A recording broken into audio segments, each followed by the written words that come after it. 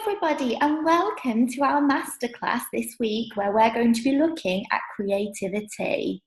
Now, this is such a big area, so we're really just dipping our toes into the surface of it, but hopefully it's going to leave you with lots of ideas, lots of reflections on your practice.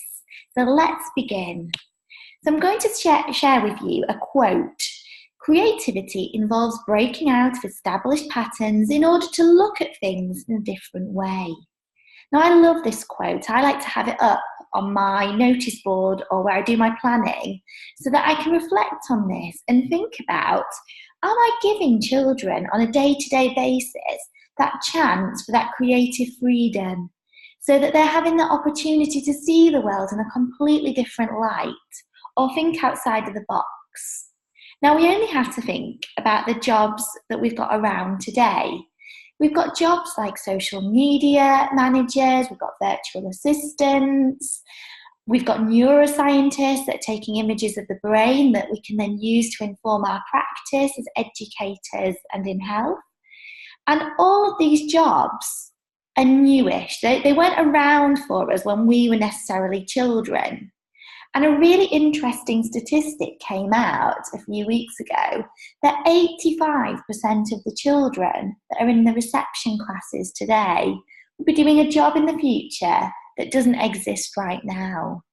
So it's really important that we as educators support children in developing lifelong skills that allow them to be able to flourish in whatever the world throws at them.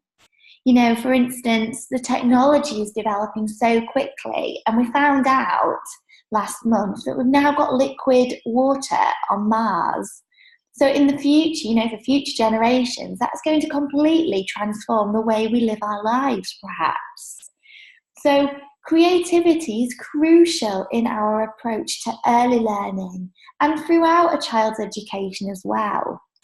And I feel, for myself as an early educator, that the key vehicle for promoting creativity is through play.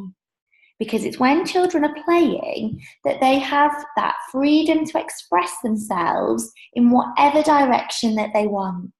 Whether it be shadow play, block play, singing, dancing, storytelling, they can express themselves in that multitude of ways. And going back to what creativity is, well, it's when something new and imaginative is formed. So it's thinking about, within our setting, how we offer children the opportunity to do this. Do we have a wide range of resources available out as part of our core provision? Those opportunities that children get every single day. Are we valuing the fact that the process of the children's learning is much more important than the end outcome? So, for instance, I had some children here in the photograph that noticed some beautiful pink flowers outside that had fallen over in the wind. And they decided to collect them. We were talking about what we could see. And one little girl decided that she was going to do a painting of these flowers because her mummy would love a painting of them. So we went back inside and the little girl went straight to our painting area and she started mixing the colours to try and represent what she could see. But she was starting to ask questions like, how do I make pink? You know, I need to make pink because that's the colour that I'm seeing, but how do I make it? So as an educator, I was valuing those questions and I was recording these down and supporting and scaffolding her thinking. And, you know, she was working out how to mix colours together and how to create that exact shade of pink that she needed. Now, her learning inspired the learning of some of the other children around her. And instead of me telling them what they needed to do or telling them what the outcome needed to be, they responded in their own way because they knew that they had the freedom to do that. So, for instance, one little boy said, I don't really like painting, but I'd like to do a picture of these flowers, so I'm going to draw it. And he used a range of different pens to create his representation of what the flowers looked like. Because we created a really rich learning environment that allowed for wonderful everyday opportunities, other children knew that they could just self-select the oil pastels off the shelf or the coloured pencils to use, that we weren't having to all create the exact same piece of artwork, and that the process and the thought behind it and the questions that they asked was much more important to me as an educator than what the end outcome looked like. So having a think about how you provide for that within your setting or school. Do you have resources that are open-ended? Do you have loose parts and things that can be interpreted in different ways?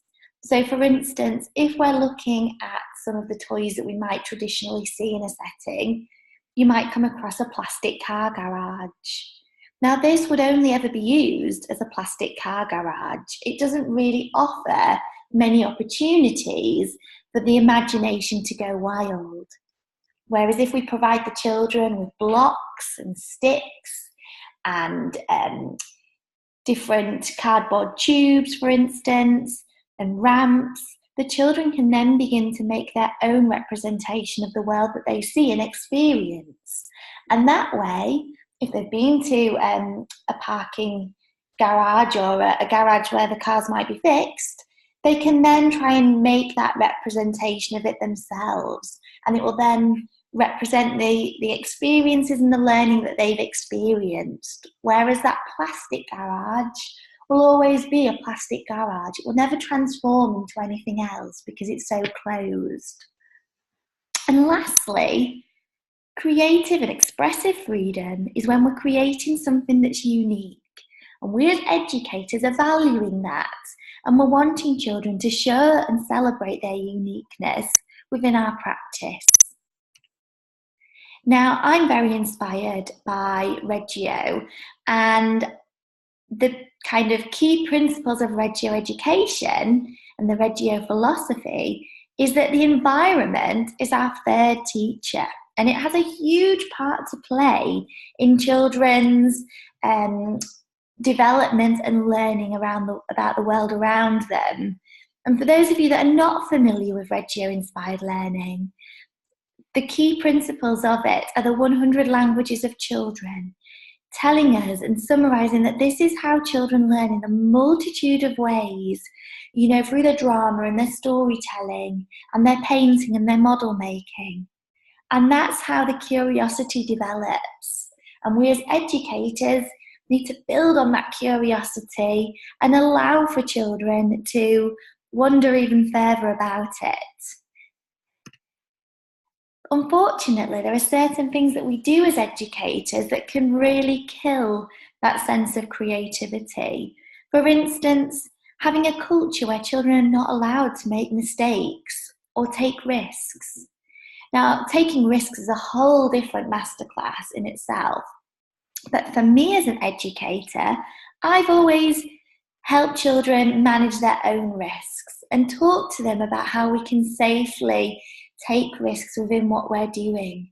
So for instance, I would show children how to safely climb a tree when we were outside, talking to them about the sturdiness of the branches and where to place their feet, and the importance of not going too high. And by having these sorts of discussions with them, the children were learning the importance of it. And it wasn't simply me just saying, no, we don't do that here. They were building up that reasoning behind it. And I think that when we do think about risk-taking, I like to encourage it in a safe way, because if we don't teach children how to safely manage their risks, then they'll just go off and do it anyway, but probably when you're not looking. So always take the time to talk to children about risk management. And within your setting, having that shared culture between your team as well, about the risks that you allow the children to take. That way we're giving children that consistent message. Because it's no good if we've got one adult that allows the children to climb trees on a Tuesday, but then when children are outside on a Wednesday with a different adult, that adult doesn't allow it. It sends very mixed messages then. What else kills creativity? The timetable. So if we're thinking about our rhythm of the day and how we organise our activities and our child-led learning time, we really want to be planning in our focus sessions for the beginning and the end of either our morning or of our day. And that way we're not interrupting that flow of child-initiated learning. Because when we've got children working on their child interest, their levels of engagement are much deeper, and we don't want to be breaking them off from it. We really want to be allowing them to just develop it in whichever way they want to. So thinking about your timetable and trying to minimise the amount of interruptions that children get during their child-initiated time.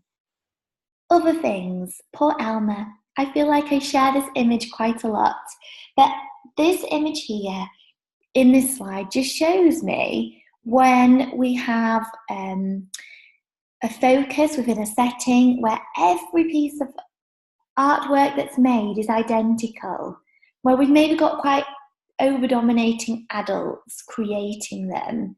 And yes, they look lovely, but actually, are they children's own work?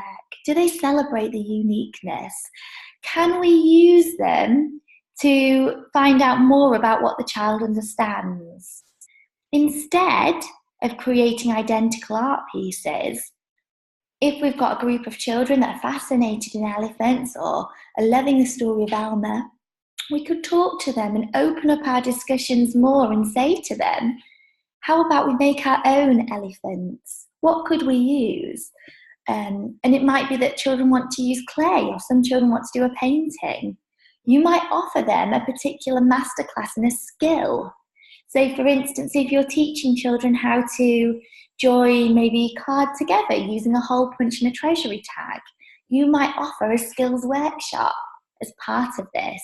But you're not doing this because you're wanting every piece of artwork to look the same. You're opening it out and allowing for the creativity to happen.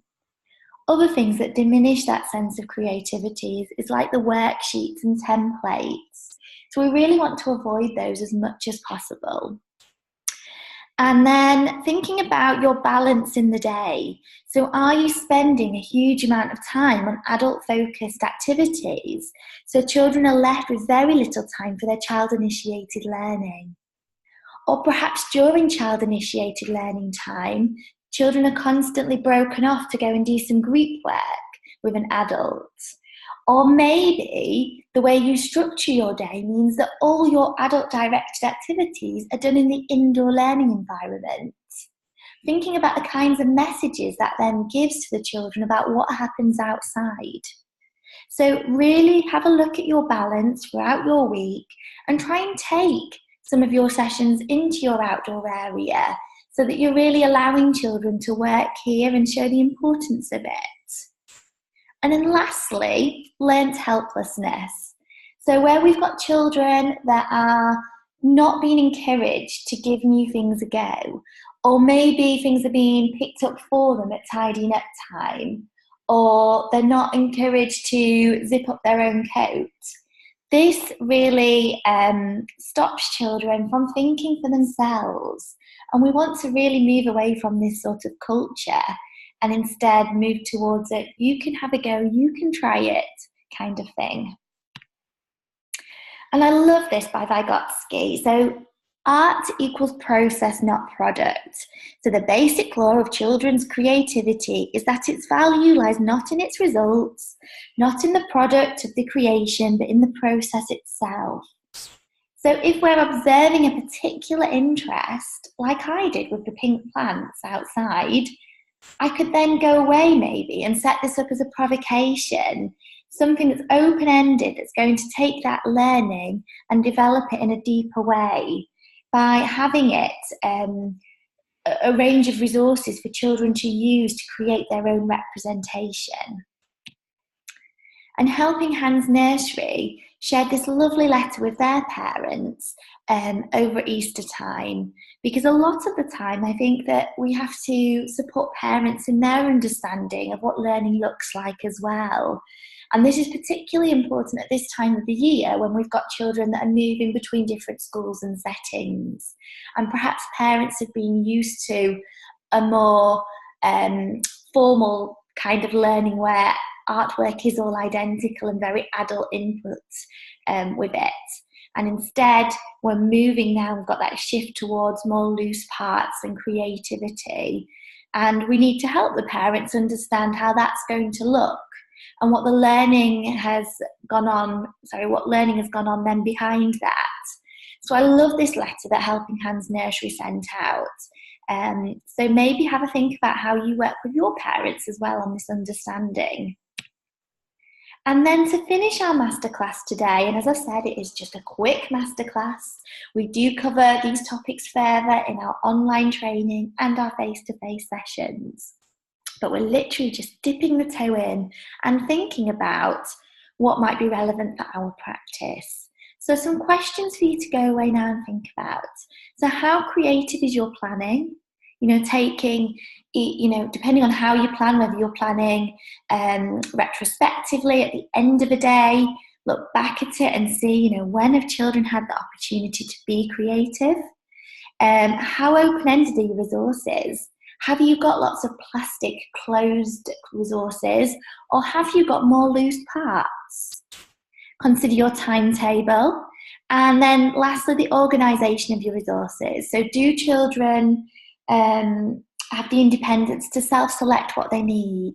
Have you got a core set of resources in each area of your provision that's there every single day, which adds to that familiarity and allows children to plan and make decisions about their learning? So have a little think about these, and if you would like to know more, we do have specific online training on Reggio inspired learning. We look at your planning as well in our responsive planning training. And also we think about the whole enabling environment together as well. So take a look over on my website, www.caseyconsultancy.co.uk. And because I'm doing my weekly masterclasses, I really want these sessions to be as useful for you as possible. So if you have any ideas of things that you'd like me to cover or any issues that you have, just drop me a message and I will try to include those for you. Thank you.